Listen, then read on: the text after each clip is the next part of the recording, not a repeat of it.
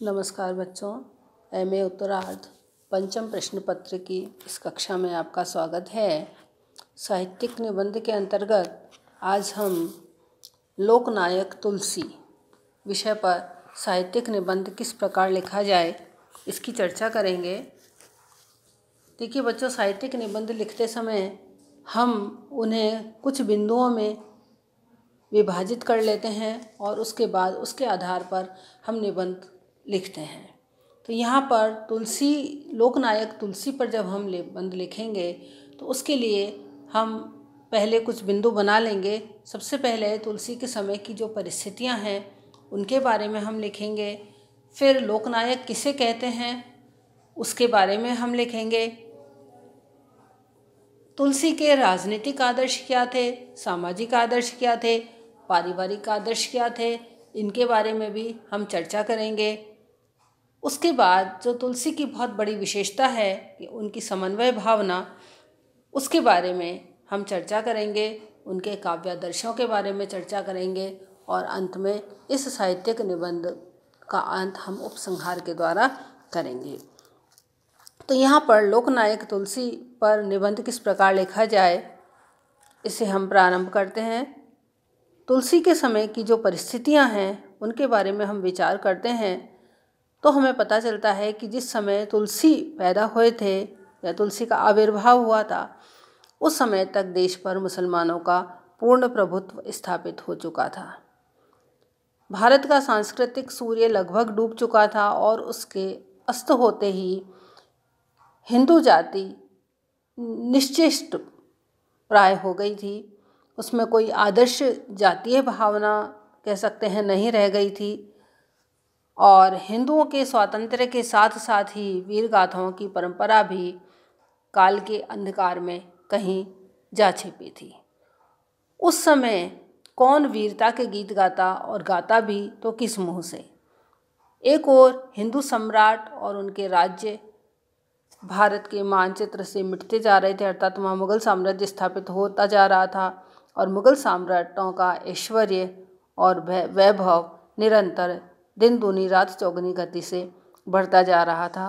हिंदुओं पर अत्याचार हो रहे थे, हिंदू निरवलंब असहाय अवस्था में थे। उस समय उनको ऐसे सहारे की खोज थी जो कि उनके छिन्न भिन्न हृदय को सांत्वना प्रदान कर सके और उनकी जो मुरझाई हुई हृदय लता है उसे वापस से पुष्पित और पल्लवित कर सके। सामाजिक स्थिति की ओर देखें तो सामाजिक स्थिति भी अत्यंत निराशाजनक थी। जनता के सामने कोई भी उच्च आदर्श नहीं था। उस समय कनकटे साधु जो थे वो उस समय थे और वो अनहद नाद सुना करके और लोगों को कहना चाहिए कि इस संसार से निवृत्ति का मार्ग सुधार रहे थे। बहुत से धार्मिक संप्रदाय उस समय थे, शाक्त, शैव, वैष्णव, लेकिन ये आपस में ही द्वंद्वरत थे। संत, वेद, पुराण आदि की निंदा करके ये लोग जनता में भ्रम फैला रहे थे। ऊंच नीच की भावना भी बहुत जोरों पर थी। तुलसी के पहले जिस महान कवि ने लिखा था वो जो कि एक समाज के लिए मिसाल हो सकती थी वो कबीर थे, किंतु कबीर ने जो लिखा था उनकी वाणी इतनी तीखी थी कि लोग उससे ज़्यादा आकर्षित होने के बजाय उससे वो क्षुब्ध हो रहे थे। और जो सूफ़ी लिख रहे थे उन सूफियों के साहित्य में इस्लाम की गंध थी, इसलिए भी हिंदुओं के मन में वो पूरी तरह से नहीं उतर पा रहे थे। रही बात कृष्ण भक्त कवियों की, तो कृष्ण भक्त कवियों ने जिस साहित्य की रचना की उसमें श्रृंगारमयता और लीला गान यह तो सब था, किंतु कोई आदर्श हमको उसमें देखने को नहीं मिलता था। कृष्ण भक्ति काव्य में मन को मुग्ध करने की पूरी शक्ति थी, लेकिन उसको उत्साहित करना, जीवन की आपदाओं से जूझने की शक्ति प्रदान करना, यह कृष्ण साहित्य में हमको देखने को नहीं मिलता था। ऐसे समय में जनता को एक ऐसे साहित्य की आवश्यकता थी, ऐसे व्यक्ति की आवश्यकता थी जो इस तरह के साहित्य को रच सके, जो कि आदर्श विहीन जनमत को एक आदर्श दिखा सके, पथभ्रष्ट जनसमूह का पथ प्रदर्शन कर सके। और ऐसा लगता है कि मानो ईश्वर ने तुलसी को इस भारत भूमि में भेज करके यही सब किया। ऐसा माना जाता है कि ऐसी महान विभूतियों का जन्म संक्रमण काल में ही होता है, और उस समय भी संक्रमण काल ही चल रहा था, और उस समय तुलसीदास भी हिंदू सभ्यता और संस्कृति के ऐसे ही संक्रमण काल में आविर्भूत हुए, और आविर्भूत होकर के उन्होंने अपने कर्तव्य का निर्वहन किया। अब हम इस बात पर चर्चा करते हैं कि तुलसी को हम लोकनायक मानते हैं, तो लोकनायक के आदर्श क्या हैं। आचार्य हजारी प्रसाद द्विवेदी लिखते हैं कि लोकनायक वही हो सकता है जो समन्वय कर सके, क्योंकि भारतीय जनता में नाना प्रकार की परस्पर विरोधिनी संस्कृतियां, साधनाएं, जातियां, आचार निष्ठा और विचार पद्धतियां प्रचलित हैं। बुद्धदेव समन्वयवादी थे, गीता में समन्वय की चेष्टा है, और तुलसीदास भी समन्वयकारी थे। यह बात आचार्य हजारी प्रसाद द्विवेदी ने लिखी है।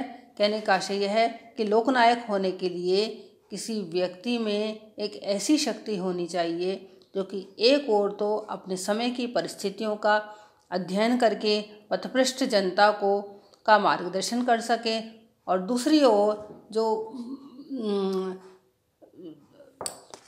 गलत मान्यताएं हैं उनका तिरस्कार करके विचार पद्धतियों में समन्वय स्थापित कर सके।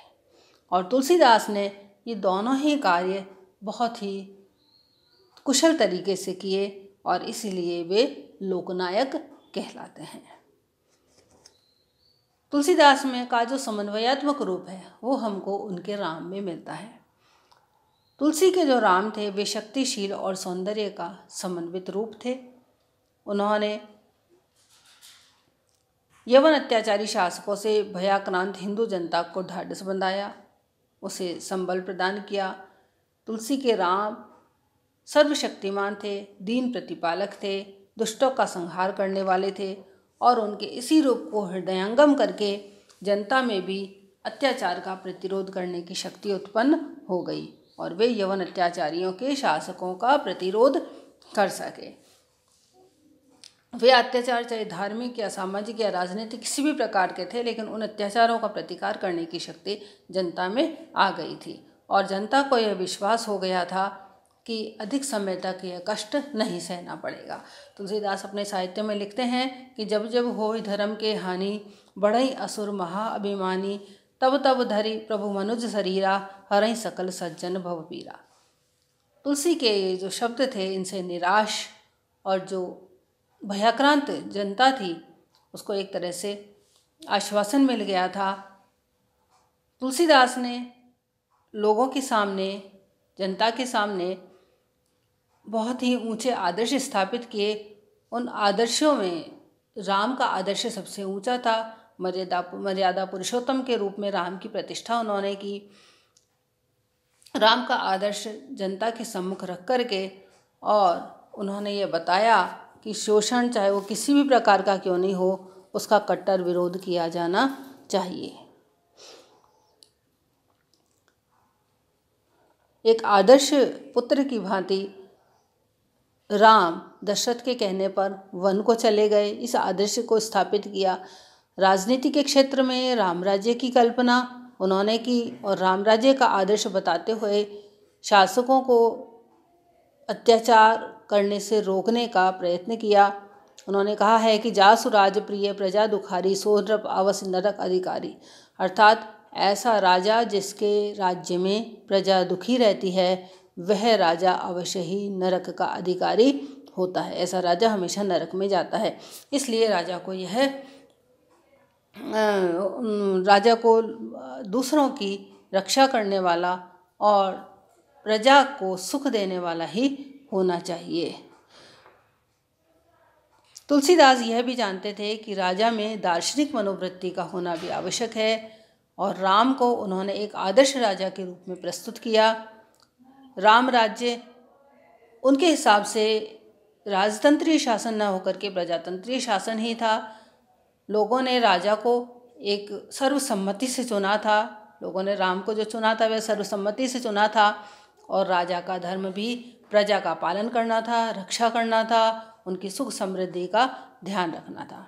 तुलसीदास ने राम राज्य का जो चित्र उपस्थित किया उसमें वे लिखते हैं कि दैहिक दैविक भौतिक तापा, राम राज नहीं काहू ही व्यापा।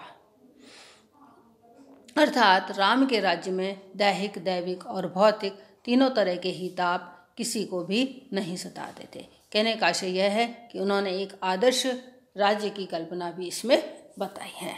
तो लोकनायक तुलसी के रूप में आज हमने इन सभी बातों की चर्चा की कि किस उस समय की परिस्थितियाँ क्या थी, राम का उन्होंने किस प्रकार का आदर्श उपस्थित किया, किस प्रकार समन्वयवादी दृष्टिकोण उन्होंने सबके सामने रखा।